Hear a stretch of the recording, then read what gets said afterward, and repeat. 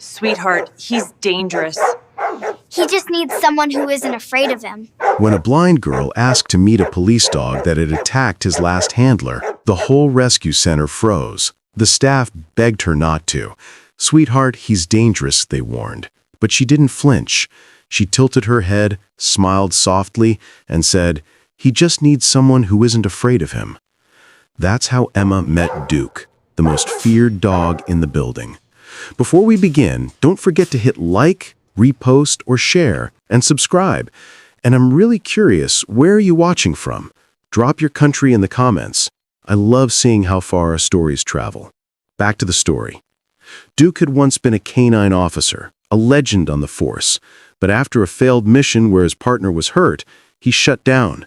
He bit every new handler they tried to assign him. His record read in bold red letters, "Unfit for service, do not approach."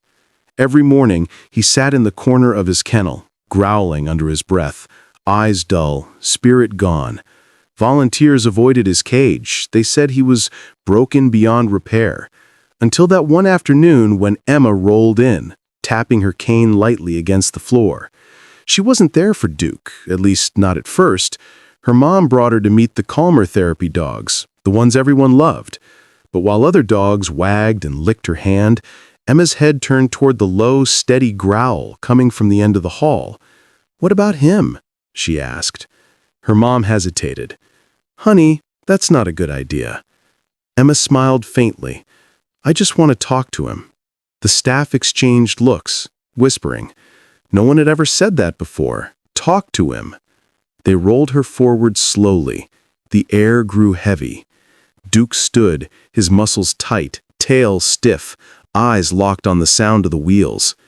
Everyone held their breath. Emma stopped just inches away from the kennel bars. Hello there, Duke. It's okay.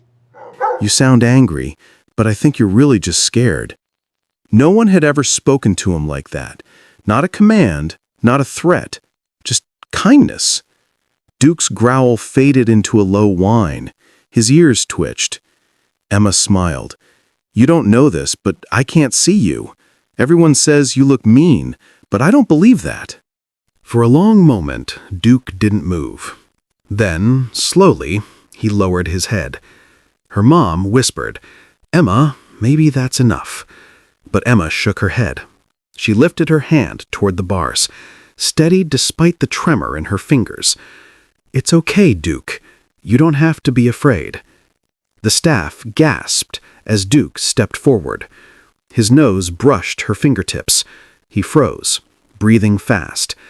Emma didn't pull away. She just whispered, "See, I told you. You're safe."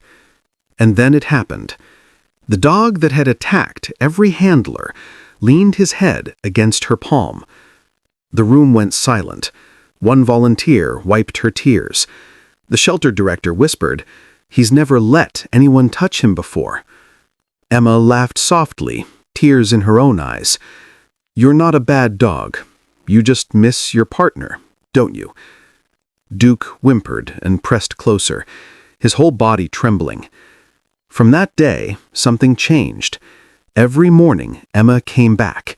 She read to him, sang to him, even sat quietly when he didn't move. And little by little, Duke began to trust again. 3 weeks later, when they opened his kennel door, he didn't snarl. He walked straight to Emma and sat beside her chair, tail wagging for the first time in months. Her mom couldn't believe it. The staff could neither. They watched the blind girl and the broken police dog walk out of the shelter together, like two lost souls, finally finding home. Now, Duke is Emma's guide dog. He never leaves her side. When she crosses the street, he's her eyes. When she stumbles, he steadies her.